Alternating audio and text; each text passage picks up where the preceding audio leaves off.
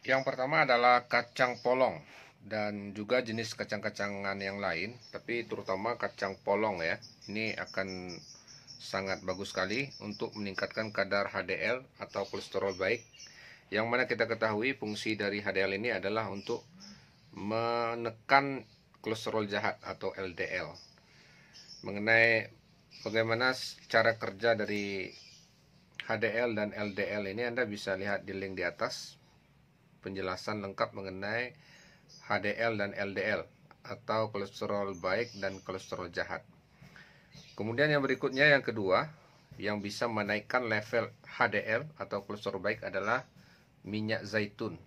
Ya, ini bisa Anda konsumsi langsung atau menjadi minyak untuk digunakan untuk menggoreng bahan makanan atau menu makanan Anda.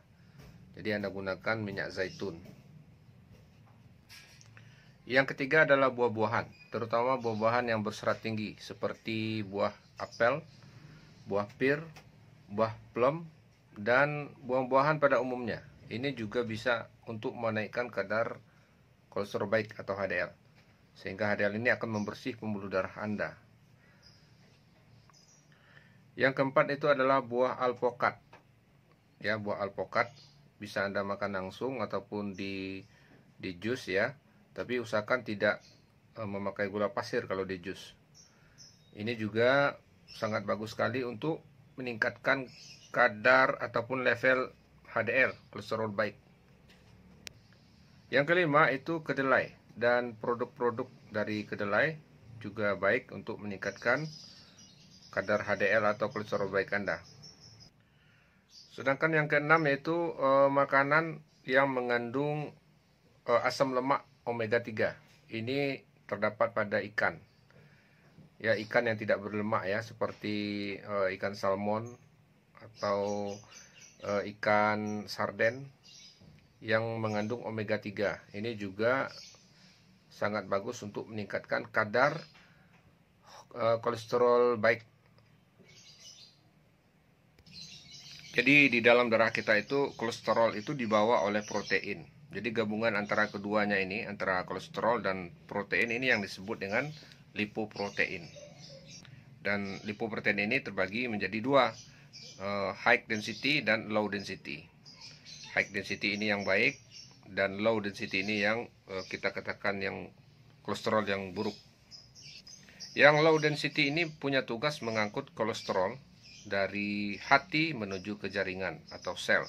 Sedangkan yang high density atau yang kolesterol baik ini mempunyai tugas mengangkut kolesterol dari jaringan dan sel menuju ke hati lagi. Kebalikan. Kenapa dibawa ke hati lagi? Untuk didaur ulang atau diekskresi. Nanti ada sebagian sisanya yang akan keluar melalui kotoran. Dan apabila jumlah dari low density lipoprotein ini melebihi ambang batas, maka dia akan lengket atau membuat plak di dinding arteri atau di dinding pembuluh darah. Inilah yang menyebabkan penyempitan pembuluh darah yang akan mencetuskan berbagai macam penyakit. Jadi kita bisa meningkatkan kadar HDL kita dengan tujuan HDL ini akan bisa mengangkut LDL atau kolesterol jahat yang menumpuk di pembuluh darah. Salah satunya dengan cara mengkonsumsi makanan yang kami sebutkan tadi, ya, kacang-kacangan, alpokat, buah yang mengandung antioksidan tinggi dan yang kaya akan serat, kemudian juga termasuk minyak zaitun. Selain makanan itu, kita juga bisa melakukan upaya berupa perubahan pola hidup ya, seperti berolahraga setiap hari lebih kurang 30 menit, kemudian berhenti merokok. Itu salah satu sikap yang juga bisa meningkatkan kadar HDL.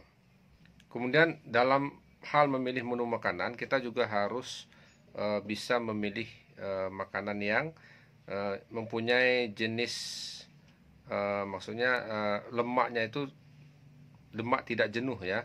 Lemak tidak jenuh ini biasanya ditemukan pada daging merah yang tidak ada gajihnya, yang tidak ada lemaknya ya. Berarti memang daging merah ini tidak ada campuran dengan lemak.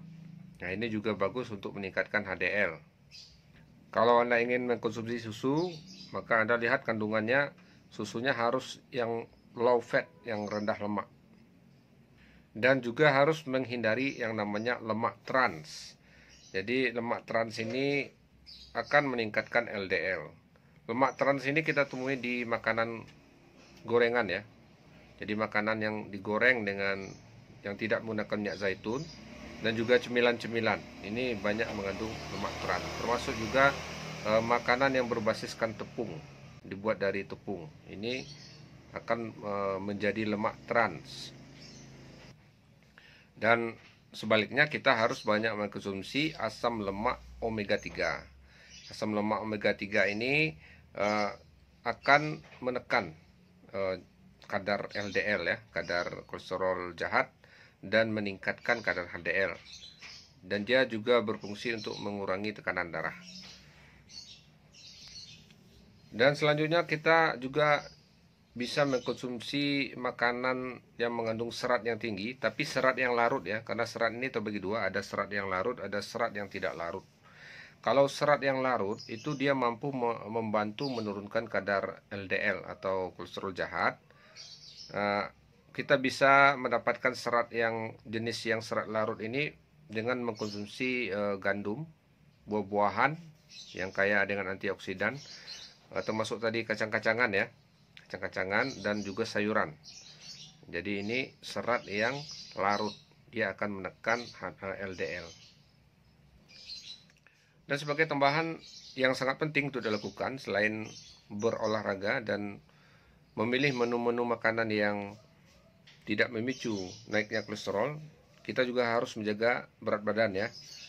Jadi tidak boleh obesitas, harus menurunkan berat badan bagi yang di ambang batas ya, yang sudah termasuk obesitas tidak boleh, karena ini juga akan memicu terjadinya kolesterol yang tinggi. Tips ini yaitu Anda bisa membeli minyak zaitun yang kualitasnya bagus, dan Anda konsumsi 1 sendok makan sebelum tidur ya. Setiap hari Anda lakukan, ini akan memberi perubahan yang sangat signifikan terhadap bersihnya pembuluh darah Anda. Karena minyak zaitun yang Anda konsumsi itu akan meningkatkan kadar kolesterol baik, dia akan membersihkan penumpukan daripada kolesterol jahat di dalam pembuluh darah. Jadi Anda konsumsi minyak zaitun 1 sendok makan, bisa sebelum tidur atau di siang hari juga bisa, tapi sebaiknya sebelum tidur Anda konsumsi minyak zaitun 1 sendok makan. Mudah-mudahan tips ini bermanfaat dan informasi ini punya nilai edukasi dan bermanfaat bagi Anda. Assalamualaikum warahmatullahi wabarakatuh.